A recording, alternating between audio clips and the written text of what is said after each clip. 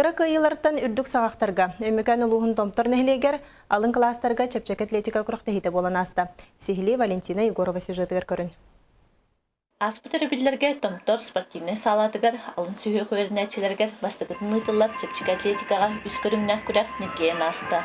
Бұ күрәкқа опсая бейханнан тақсауға төрт нәхілектін, көн күресті әкел біттер. Күрәкті үйдіқтірі әнәқтік аста бары тағанағы дәремнелер кел біттер.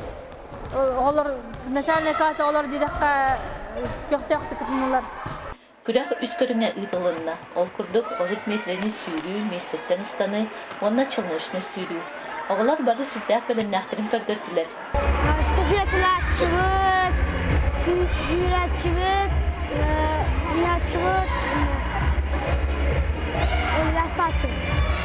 Ким кыйлақ боларын тахарар, ол сұсты күләне жүрір қамығы яқта. Анна қас бірді секундә сантиметр әлбәғі бұхарар. Күрәқтайы бейға бастығыдың болардырар. Аны ұлған класс оғылары көмілістібет, судейстіғалар. Судеялыр үші еттен, тәпчіке, әдіна тәпчіке ода ғырқанаттан, бардан юбыралар ола. Тыңағына қапсығылар кенелерден түмікке бастық спортсмен анал ат қағайынлара өмекөн ортосколатын үхіз қылағын өрінәчті Олег Княжев, онна томтор ортосколатын 2 қылағын өрінәчті Катя Балаева болулар. Онтон же чепчек атлетикаға үз көріңнәк күрәк қиылағынан томтор командата маңнаги местені лығын ұлла. Кенелерге көхі сылжыр кубак тұттарылынна.